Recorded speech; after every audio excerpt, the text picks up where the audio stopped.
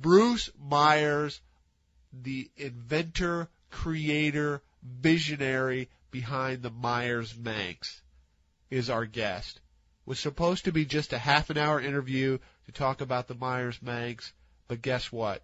We talked for nearly 2 hours. 2 hours.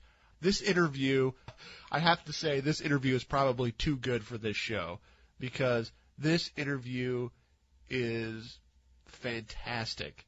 Bruce Meyers, the inventor behind the Meyers Manx. I mean, he's a sailor, artist, boat builder, entrepreneur, musician, Renaissance man. I mean, he's just incredible. I mean, we talk about the Manx, of course, but we talk about sailing and boat building and art and philosophy and hard work. You're going to find that Bruce is a funny, profound, introspective, and surprisingly not bitter as hell guy, considering that his patent was voided on the Meyers Manx, which turned into a flood, just a flood of imitators. You know, when Sears is putting out a copy of your kit, you know you have something. He underplays his accident when he was in his Toad. He was out in Baja 1000. He crashed the car, nearly ripped his left foot off. He laid there until a film crew found him. Took him dang near 22 hours to get to a hospital.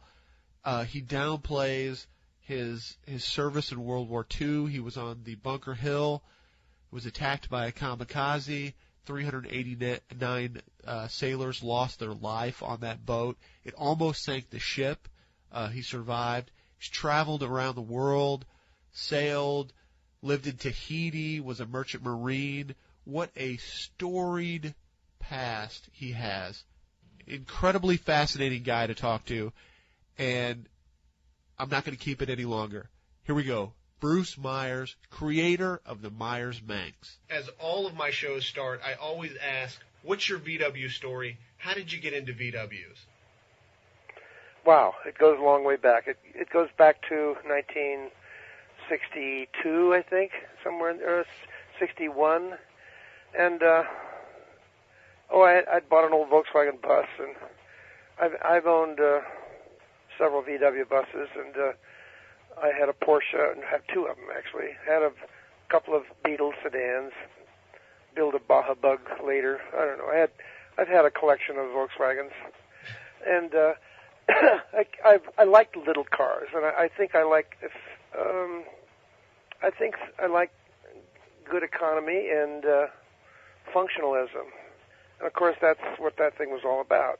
Sure. I always kind of made fun of the American kind of car in that it's something that I think is sold by the pound, and it's something that the guys in Detroit just figure, well, we'll train the public to think that they need a longer car, and that's the way we'll promote it and project it, and they did. And there was a time I remember when Lincoln, I think, had won the long car race over the Cadillac somewhere in the early 60s. And it was ridiculous. You know, you've got a trunk that's big enough for half a dozen people, and what do you do with a car? All you do is go from point A to point B. But the thing is, it's such an image, I think, to the person that drives it, and that's what our culture seems to have gone in that direction to the extent that it becomes ridiculous. When you go to Europe, it's far more practical in that, well, I understood it once, the European, or in fact most people in the rest of the world, their taxation is on the size of the engine, the displacement. The greater the displacement of the engine, the greater the tax, because it means you're going to use more fuel and make more dirt and smog and wear and tear on the world. And so small cars, of course, also had to follow the trend of the history of Europe in that, so the cities are so old, they go back to the days of the horse and buggy and the carriages and so forth, and so the streets are narrow and everything, so the cars had to be trimmed down in order to function in this little narrow streets of Europe, as well as the fact that if people got used to the idea that all the car was something to haul your butt around town, and you could put 4 people in it. I know that one of the times we've gone into France, we had a Volkswagen Polo, and it was handed to us to drive, by our host, and two couples. That's four of us. Two guys and two women get in the car with their bags, and this little Econobox does 85 miles an hour. It's a diesel. It sits crosswise in the front, and we never saw the fuel gauge ever seem to move. And we drove across the south of France and went to the castles and so forth, and we just were so amazed that they don't sell that car here, because there are people like us that would immediately go buy something like that. It was so, the thing must have been getting 60, 70 miles a gallon. So I have that kind of taste about me. Loving Volkswagens wasn't very hard for me to do. I know I've been raised around others, like my own brother, for instance. He thinks a great big car is the most important thing in life. It has something to do with his image and the way it makes him feel and all that, so that's okay. I still love my little Volkswagens. In fact, I remember once as a carpenter working with my brother, he had a whole bunch of his carpenters were building some houses in the desert, and they laughed at my little black Volkswagen. It was in 1955, and it was one of the rarest ones around at the time. There was very few of them on the streets yet. Mm-hmm. And but they all wanted to borrow it to go down the street to buy something for lunch. They got a kick out of driving it, and they always wanted to borrow it, but they laughed, and they wouldn't think of having one because they all had Oldsmobiles and Buicks and Cadillacs and Pontiacs and so forth. So we just had a kind of a fence between us and our tastes, and I think that they express the general public.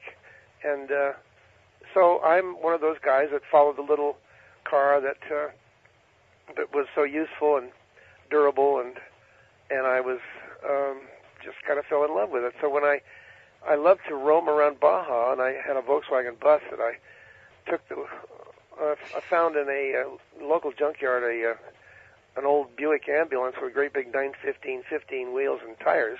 I bought for $30. Wow! With the use of electric welding and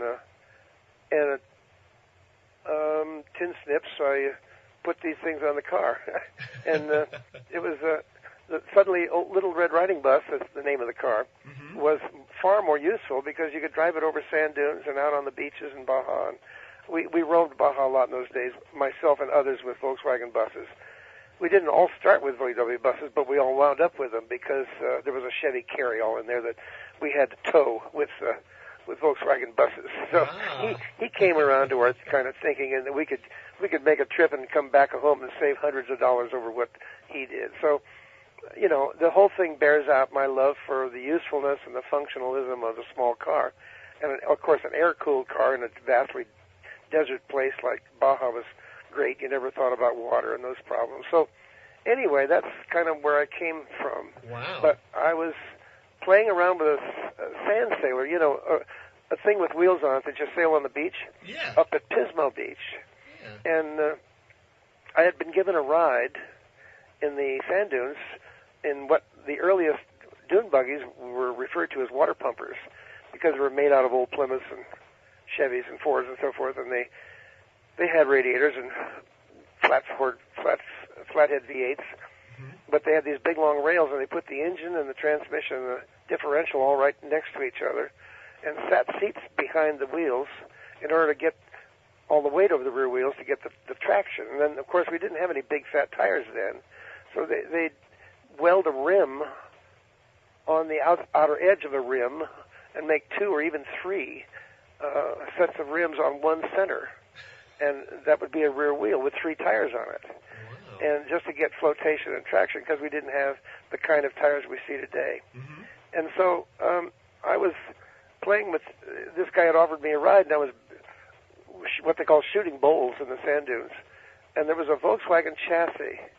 The body was missing. The car was totally stock. The guy driving it was sitting on a stock seat. The steering column was supported with a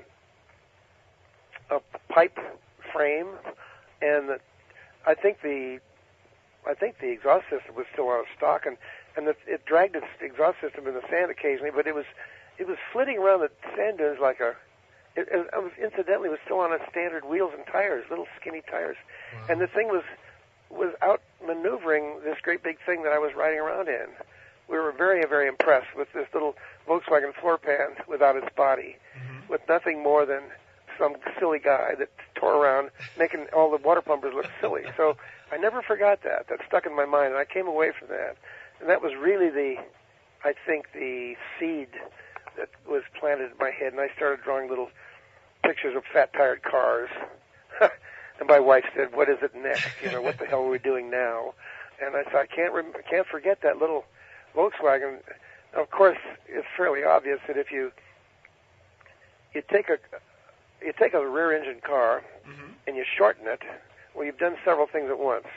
You've moved the live ballast, that is the man and the passenger, closer to the rear wheels, thereby applying more traction.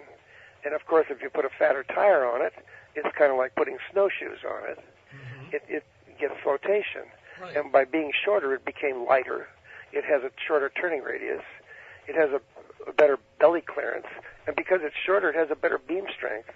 So you get all these pluses by just simply shortening it. Well, of course, that was the underlying basics to a dune buggy successful in those days. Today, no, they're all long. They aren't short anymore. But that's because we didn't have any power, 36 horse or maybe a 40 horse.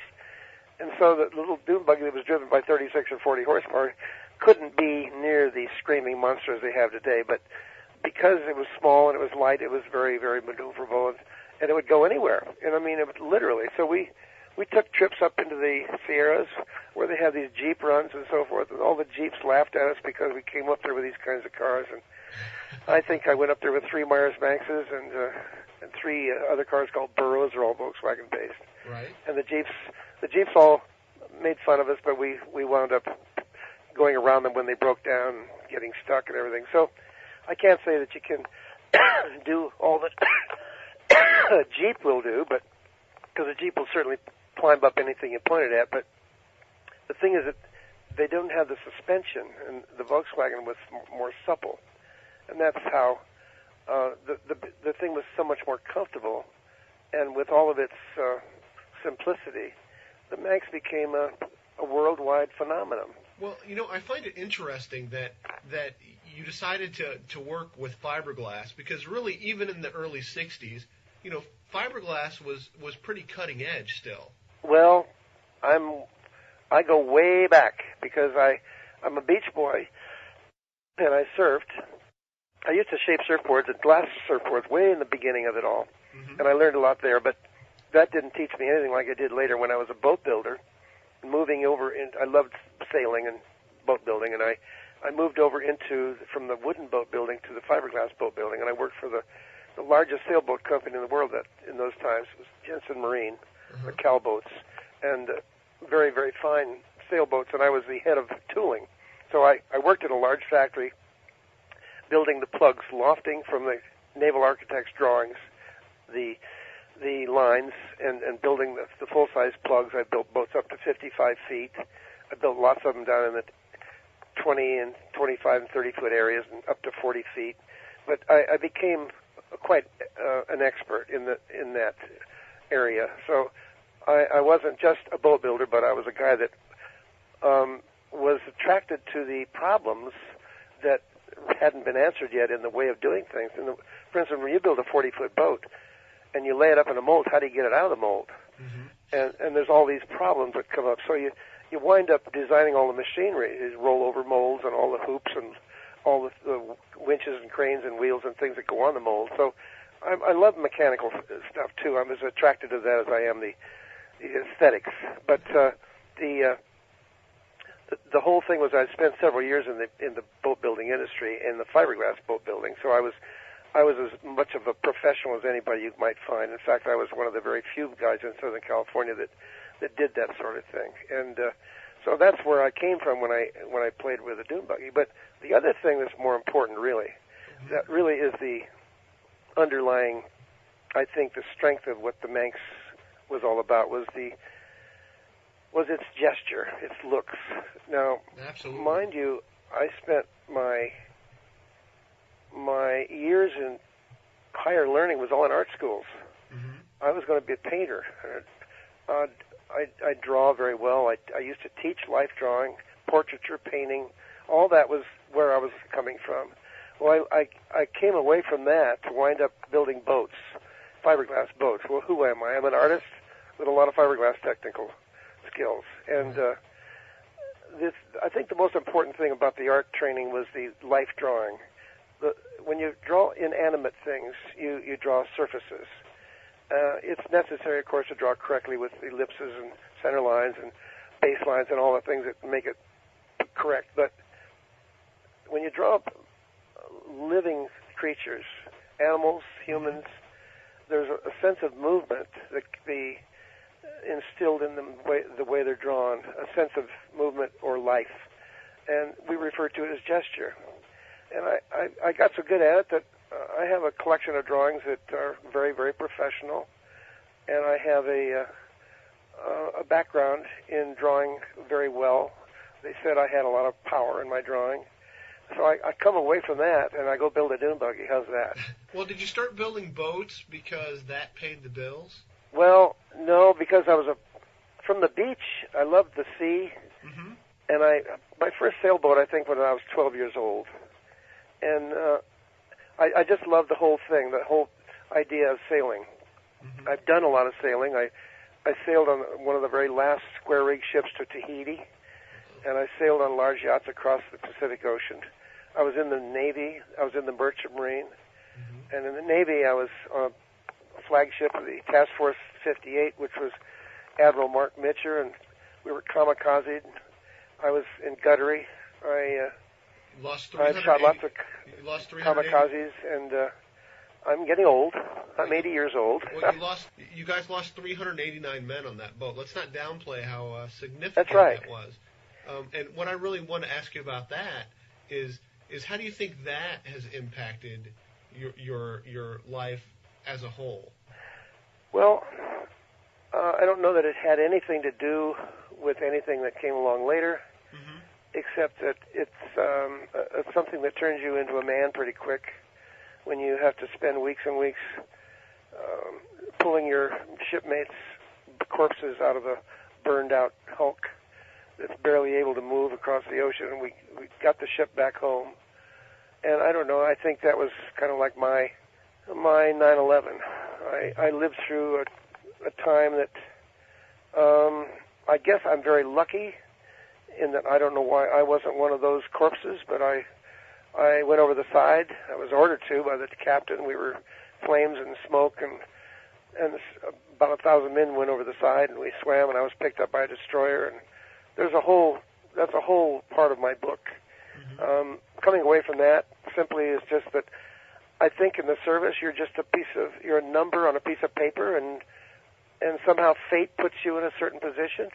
You're either going to live through it or you aren't. and I happen to have gone through a very terrific experience, and I'm lucky, I guess. It wasn't my time yet. Right. And when I came home, I returned to my coastal living. I'd raised at the beach. You still love the water. That's an amazing thing to me.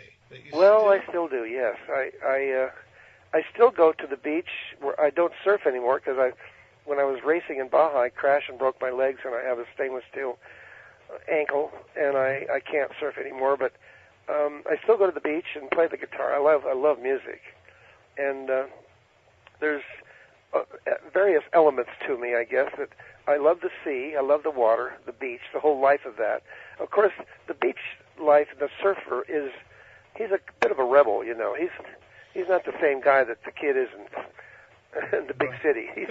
He's kind of thumbing his nose at the world at when you're 18, 20 years old, and all of that was during your youth. You know, you have that kind of rebelliousness anyway. But I spent a lot of years in art and boat building and beach life. There's an attitude that goes with that. It's kind of to hell with tomorrow's profit. You never put any money away. You never plan for your future. You're just, you're a beach type. And the boat building was what I loved doing because I love to work with my hands. And I went from wooden boats over into at the changeover from wooden to fiberglass boats, and that was fascinating. Most wooden boat builders were men that came from other countries. They couldn't find the old craftsmen, and as long as I gave them a job here, they could hire them. I had Germans and Spanish and French and English and people from all over the world, boat builders that were very, very fine craftsmen that had come through their childhood as boat builders, and I learned so much from them. But when it came to messing around with a fiberglass boat, which was just happening, all those guys, they thumbed their nose at it. It'll never last. They didn't want anything to do with it, but I was fascinated by it. See, I'm different. I was fascinated by the challenge of how in the hell you're going to make one that big. You know, how's it all going to happen? So we had to work through that, and I lived through the pioneering of fiberglass boat building, from the littlest ones of 15 or 20 feet on up to great big ones, and now they've got them way over 150, 200 feet long. But the whole point of it was that I was fascinated by the problems, and having lived through that, and some of those things I actually invented because I like mechanical stuff at the same time. But out of that, I just for fun decided I'd build a fiberglass dune buggy. And now, I guess that's because the artistic aspect of it were so much more delicious. You know, a dune buggy in those days was usually a steel tubing welded, a frame, and you cover it with pop riveted aluminum. Well, it's pretty hard to get any kind of sensitive lines out of pop riveted aluminum. You know, the feeling of the sculptural aspects that are in an automobile body are something you can't do with steel tubing that's triangulated into some kind of a box-like structure, and then you cover it with aluminum. Right. You know, you can make a functional car, and you can put a car together that is, what would you say? It's been laid out to be fine. I mean, you can, in other words, functional. An aluminum car can be 80-inch wheelbase, and a fiberglass car can be an 80-inch wheelbase. They both have a Volkswagen engine and running gear and front axles and 2 seats and a steering wheel. But that's where the similarity ends. The pop riveted car has to be boxy by the nature of the way it's made. Right. It can't get very sexy in the way of its shapes. It's just a lot of little flat shapes. But when you get into fiberglass, well, you get a chance to make sculptural statements in the way of resolving surfaces that come around and make OGs and little corners and things that are fun. And I was moved by some kind of, I knew more the basics of the Volkswagen, what it had to be, from all these other aluminum cars, which I'd ridden in and driven and watched being built and seen. And so this is what you call empirical design. Empirical design is simply watching and seeing and observing others and experimenting and use. If it isn't that, then it's scientific knowledge that is done with numbers. But that's not dune buggies. In fact, most, I think, men's toys and man's machines, cars, planes, boats, all that are done through an empirical development. I think that we grow through shapes and periods and styles all in an empirical way. It's not a very scientific thing for me to realize that you had to have fat tires and shorten the car and make it lighter and all that stuff. There's nothing very scientific about that, but that's simply from observation. And then when I built so many fiberglass sailboats and worked for companies that knew what the heck they were doing, and I came into the thing with a very professional background, technically, as well as a fine sense of line and form from my art background. So that's where it all came from. But what I did with the Manx that really couldn't have been done by any other method was to give it gesture. It has a sense of movement, and it suggests fun and freedom. And that's all because of its sauciness. It's the business of the way it sets. It's the way it sets on the ground. It leans forward. All that is part of figure drawing given to an automobile. Are you with me? I am absolutely with you. I'm fascinated because what I think is so interesting about the Manx is that it is as recognizable a form as any corporate logo ever designed. Well, thank you. It has almost become a selling point now to, if you have a dune buggy, it needs to have a Manx. It needs to say Manx style in the front of it, or Yes. you're never going to sell it, because it is that perfect form. And the interesting thing is, when I knew I was going to do this interview with you, I started really looking at the copies and comparing those with the original. And it's interesting that the subtle differences in the two really set the Manx apart. Well, that's an educated thing, and it's not just by happenstance. There's a lot. I said once to an, I have a lot of friends that are car designers. Mm-hmm. I once gave an afternoon's slideshow at the Art Center School in Pasadena. That's where 60 or 70% of all car designers of the world have gone to school. And there was a day there several years back that they asked me to give a talk, and there was several other guys, and I got up there with a slideshow. And I went through the whole business of the gesture. And I showed horses that are trotting, and they're all their feet off the ground. And those are Chinese sculptures, and I've a lot of figure drawing.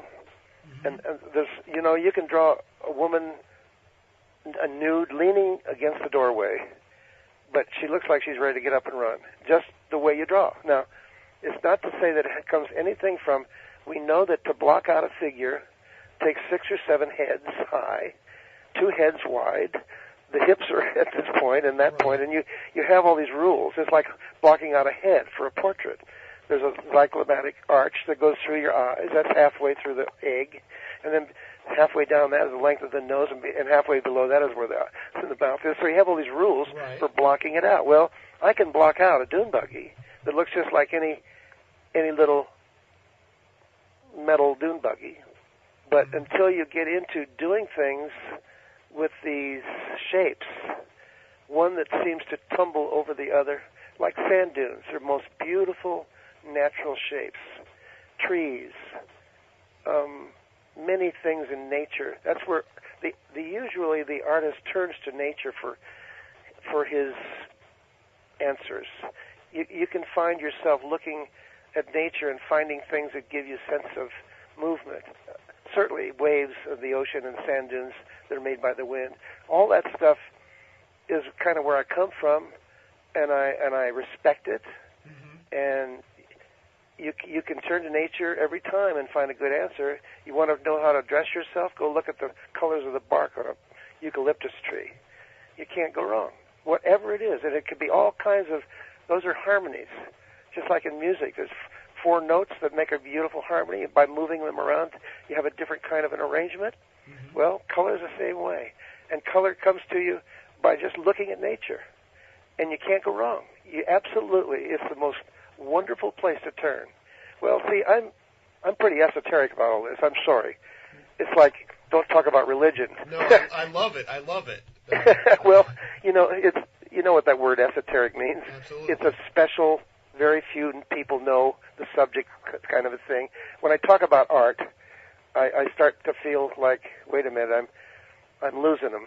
No. Because no, because now I should tell you, this interview is as important to talk about the Manx, but we also, I want people to really know who you are, because there are not very many folks left in the VW world in general that have contributed, that are still around, that we can preserve that for everyone. So, well, that's kind of you to say that. And I thank you for being so understanding, because, when I'd been invited to France by Jackie Morel. He's the publisher of Super VW magazine.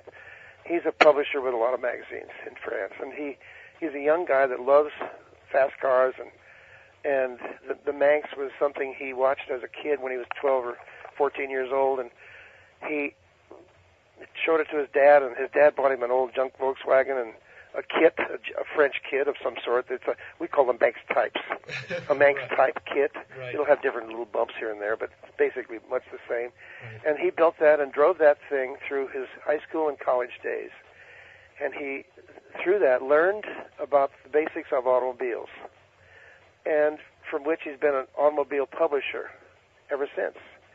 So I was a kind of a iconic figure in his mind. He sent my wife and I a letter and said, I'd like to invite you to come to France. I'm putting on one of my Super VW Nationals, and I'd like you to be the guest. And he sent us the tickets, and he flew us over there. Well, he wants to do that every year. He has a Super VW National everywhere, somewhere in Europe or in France.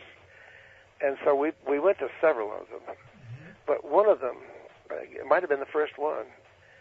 Now, mind you, after I lost my case in the courtroom about my patent, yes, I was the most bitter. There's not a lot of people you'll ever talk to in your life that created an industry, one that's went around the world, and maybe it has lasted so long. But I was one of those people, and when I lost in the courtroom, I was devastated. Very, very bitter. I didn't want to hear the word dune buggy. I don't want to talk about it. I had built this huge thing. I'd built 6,000 kits, 60, 70, 80 people, 200 dealers, trucking fleet, all this, several $1 million annual gross volume for several years. And when I lost in the courtroom, that judge, who was absolutely apathetically blind to anything aesthetic, was simply put me out on the street with nothing. He took my patent away. He said it shouldn't have been patented. No. See, this is the most cutting. It chops me off at the knees because I'm an aesthete. Now, was this before the days of where you could get a design patent? Well, that's the problem. You get mechanical patents and design patents. Mm-hmm. And I had a design patent, right, which rarely holds water because people just change little things here and there, and then suddenly you're free. And that's what they did. And but I lost, and I went away very bitter, mm-hmm. and I refused to do anything to do with that stuff anymore. I had also started off-road racing along the way. That's another whole story. But I hope we get to all of it. Excuse me? I hope we get to all of it. Well, that's a kind of a side trip, but I'll take you there just a moment. Let me finish this part. Please. If I can. I went away bitter, and I spent some 20-odd years bitter. Mm-hmm. But I worked with my hands. I restored a Rolls Royce, and I made some convertibles, and I built some boats, tooling for people, and I did the things I'm good at. And so, but I just sort of hid. I tried to be kind of invisible, and it didn't work because what you're doing is you're carrying a cloud around with you, and you're negative mm-hmm. at every turn. There's nothing that comes out of your mouth that anybody wants to really listen to because it's negative. So I'm a sour grape, see, through all those years.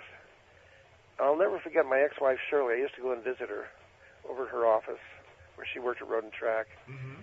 And she says, Bruce, if you're going to come over here, that's great. But if you come in here once again with all that sour crap, I don't want to hear you. Just forget it. If you can't come through the door talking something positive, to hell with you. And I'll never forget it. It was a great lesson. But I didn't do anything about it. I just wondered, I guess. And when I went to France a few years later, mm-hmm. Jackie Morrell said, I've got 3 things you should do. That you should listen to this. When you go home, we had us there for, I think, 20-some days. And he gave us a new Volkswagen to drive around and look at his castles and handed me a bunch of French money. And it was just wonderful. And he fell in love with us. And he says, go home. First of all, go home and build a new Manx of the 90s. Start a club and write a book. Well, the book may be coming along little piece by piece because by starting the club, you have to have a newsletter. And so in writing the newsletter, you learn to write. Sure. Nothing great, but adequately. And the part about the car was, that was the hardest part of the whole thing. That takes time. It takes a good year or more, 2 years. And I messed around with Manxes, and I whacked up a Manx, and I said, my goal here. Now, see what he'd done. He said, here's another thing he said. When you created something, as you did years ago, the only person that can recreate it is you. Yes, absolutely. I thought, wait a minute, somebody else can do it, but they aren't recreating. They're just starting. I'd be recreating. He says to be to be accurate about the use of the word recreating, that means I'm the only one because I'm the guy who started. So I never forgot that. I came home, and the other thing he said, I'm not sure he said it, but I heard it somewhere about that time, and it's a simple decision to be happy or unhappy. Sounds oversimplified, doesn't it? Absolutely. That sounds like something, you pay hundreds of dollars to go here, and then you're mad because that's the advice you got. Well, I said that in front of a small group, and somebody said, oh, well, now, wait a minute, that's not quite that simple. I said, yes, it is. In spite of everything, I decided to not be unhappy because all I was doing was wasting my life. I wasn't useful to anybody. Mm-hmm. I wasn't a joy to be around. I wasn't anything but negative. And we don't need any more of that, so I decided I'd try it. And I just started smiling from then on. I said, you're not going to make me unhappy. I don't give a shit what you do. And I've been doing that ever since. You had the original Manx, and then you refined that design into the Manx 2. Were you trying to top yourself with the Toad? Did you think maybe lightning could strike? Oh, the Toad. I'll tell you. I'll go back for a moment. Please. Starting with the Manx, you'll know that the Manx is a street-legal automobile, as well as it's an off-road car. But it's not an ideal off-road car, but it's pretty good. I thought, well, a Toad is simpler and cheaper. And I was starting to ride a lot of motorcycles there along in those years. And when you put your girlfriend on a motorcycle, she falls down and skins herself all up. And the guys are having a lot of fun, but the girls are kind of hurting. And I decided a Toad would give you the same kind of activity, and she could just sit there and let you do all the skill stuff, and she doesn't have to learn how to do that. It's a lot easier to ride around a Toad than it is to learn to ride a motorcycle for a woman. And so the Toad was the simplest possible way to hang four wheels in a Volkswagen underneath you. Gotcha. It was a great big hairpin of tubing with this basket of fiberglass that sat in the center of it. And the original Toad, that's all it was intended to be. But people thought it was cute. It was darling. Mm-hmm. And gee whiz, I would have put it on the street. Well, I said it ought to have fenders and all that. So I begrudgingly made the fender kit, the company did, to my direction, and the hood and all that stuff. Then we raced them. Then I killed myself and broke my legs in racing a Toad. And but the Toad became a kind of what it was the menu of Meyers Manx only had a Meyers Manx. But I said, that's a combination on the street and off the street car. Now let's have just an off the road purely, and that's what the Toad was. Then when we did the SR, that's purely the street. Mm-hmm. So the SR was our street offering, the Manx was the street and dirt offering, and the Toad was totally dirt. Gotcha. Okay? Okay. That was my menu. Gotcha. And the other thing was that it was very cheap. It was very easy to deal with. I think a Toad that was unwelded came to you for $249. Really? The kit. That's all these pieces with directions and bent tubes and all that stuff, brackets and stuff.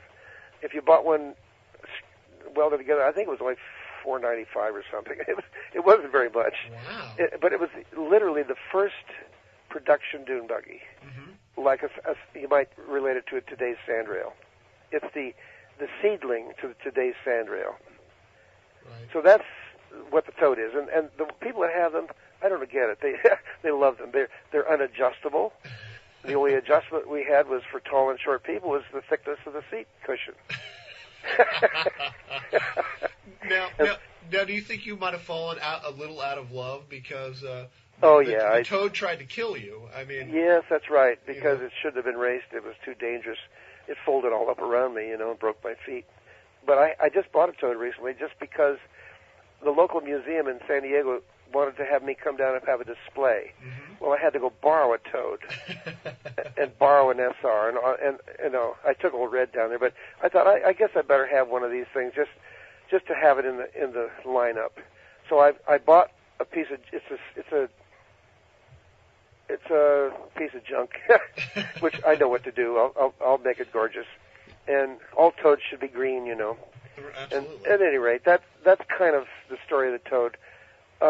going back to where I came home from Europe, Yes, please. build a new Manx in the 90s.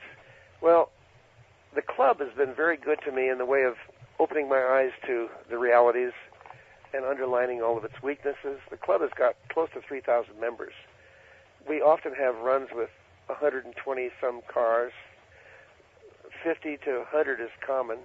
75 or 100 or 120 cars is very common to we have several runs a year. And in these things, you learn a lot about the response from the people and the people that own them and what they dislike and what they do like and all that. So one of the worst things about the old Manx is its great simplicity. The price of simplicity is you don't get too many things about it that help you. Mm-hmm. To be simple, like the hood is screwed on. If you got a bad wiring going on under there, a leaky gas tank, you got to take the hood off. Well, that's a weekend's work. Right. Now, that shouldn't be. It should have an opening hood like old Red did.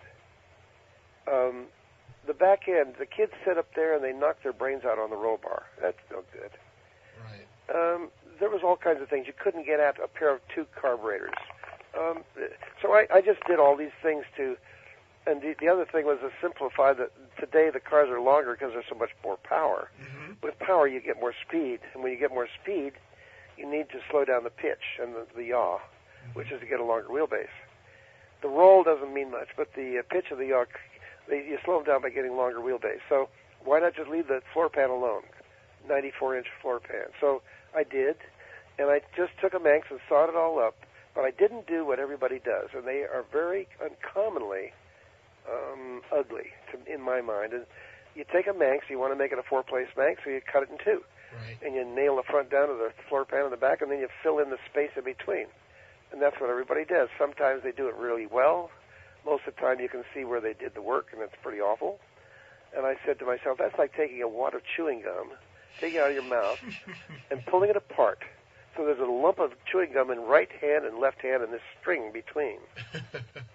See, that's the simplification of the way I see a lengthened Meyers Manx type, where they just cut it and they stretch that center area. See, to me, the car has three areas. It has a head and a waist and a butt. Right. And they should all take up equal, more or less, space. I didn't change the height of the entry egress. I took a Manx, and I cut it up too, but I had to fill in and recreate the shapes so that they were more comfortable to look at. In fact, the rear, the part around the rear wheel, over the rear wheel, and coming down into the waist is, to me, just really succulent on the Manxster. It's a woman's hip. It's just a beautiful rendition of a shape that's very gentle and comes down into the waist. And then I stretched the front fenders a lot, gave it a lot more angularity in the front, stretched the hood, of course recreated a lot of the areas like the hood where it would open, and headlights. When you open the hood, then suddenly the headlights are in the way, so you got to move them. You either put them on the hood or you put them way out on the corner of the fender, and that looks a little bit too much. So I just play this out with my sense of proportion and feeling of style and all that. And so I love that part of it. That's the fun part for me, is the kind of sculptural stuff that goes on in that kind of a piece of work. And then I put a windshield that's curved, and the roll cage, of course, was a very complex. I didn't want big radiuses. I wanted smaller radiuses at the outer corners, and I wanted a long, soft curve at the top of each of the hoops. So there's the A hoop and the B hoop and the C hoop, and they all have these long, soft curves, and they have the T-tubes that run down fore and aft. All that stuff is done very carefully by a shop that will do exactly what I want. I made all that stuff by myself. I make the prototype stuff, and I take it to the shop, and then they fixture the thing. I got $15,000 just in the frigging fixture, just for the roll cage. And when the car's all done, it's a much more useful automobile. But you know what? To the undiscerning eye, they think it's a Manx, because I managed to keep the look. It does have that styling. The interesting thing, now the first one took you about 18 months to come up with that original prototype. I'm sorry? It took you about 18 months to come up with the original prototype? That's about right. Something like that. How long did it take you to reinvent the Manx for the 90s? Well, it's a trial and error thing. Again, it's empirical. I just, by use and messing around. You know, I take battens, little battens, and I tape them down, and I prop them up, and I bend them this way and that, and I put a whole slug of them on a fender, and I don't like. I sit back on in a little canvas chair and drink a beer and look at it, and you know, you just you play with space. Space is negative and positive, and you try to get a feeling for the balance of the thing so that it's comfortable and it's handsome, and it hugs the ground, and it still has that leaning forward look and that sense of movement. It's all about gesture. I'm sorry, I start going off on my favorite part of this whole thing, and I lose people, I'm afraid. But no, it works out better with a bunch of car designers than it does to the average person. But they, you know, whatever I did, I managed. When I remember the very first pictures, probably a couple of years later, that I sent to Jackie Merrill in France. Mm-hmm. I said, "Well, here's the new Manx of the '90s," and he came back with "You're a genius. It still looks like a Manx. It's still, but I answer to all the physical problems. Everything's accessible. You can open the hood. You can use a stock gas tank. You don't have to do any welding anywhere. You can use a stock gas tank and all the instruments. You can look at the back of and see all the wiring, and everything is so simple to deal with once you have a car that it's wonderfully. It's got a glove box, world's first glove box on a dune buggy. Wow. And depending on your engine and your or your carburetors, there's different, what I call air boxes, or the little engine cover. Mm-hmm. They have several different styles for whatever it is you have. If you have a Porsche shroud, I have one for that. And that shows on one of my pieces of colored literature on one of those red cars. At any rate, it was just a lot of fun, mostly an artistic endeavor, but it's always wrapped around mechanical things. You have to have function before you have looks. I always put the function at first. I have to. If I said I got to open that hood, I don't care. I'm not going to pay a lot of attention to the look of it until I've made sure that I know how to open it. You can open that hood and then slip it sideways and it comes off. That when people get a Manx, and even if they get the new Manxter, that everyone believes that in that box there's going to be sunshine, there's going to be beach. It's interesting that this car, it just exudes that freedom, that being at the beach. You're talking about, you know, somebody just wrote that 6 months ago. Oh, really? When you bought a Meyers Manx, you bought a piece of California. Really? That was one of the people in Car and Driver, the publisher. Oh, well, I'll have to look that up. Well, they wrote a piece about me back early, was it June or somewhere back last year? Mm-hmm. A Car and Driver article about the Manxter and Bruce Meyers, and they got a great big full-page picture of me sitting there with a flowered shirt on. But after the 6 pages, then there's a 7th page written by the publisher. What is his name? I can't think. It's not Rich Sipos. I wouldn't know off the top of my head. It doesn't matter. But he said, when you bought him, he knocked the car a lot as being anything to compare to automobiles out of a big factory. Sure. It's a toy. It's a kit car. It's so simple it gives up the amenities that most people would expect. You can't help that. But it was never designed for that. It was never designed to No, it was designed to be about $500. Right. It was never designed to take a trip to Grandma's house 4 hours away. But you can't believe the love people have for them. Well, if you talk to the people in our club, or the people that have walked up to me, especially men, that walk up and said, "I want to shake your hand because you kept my son out of drugs."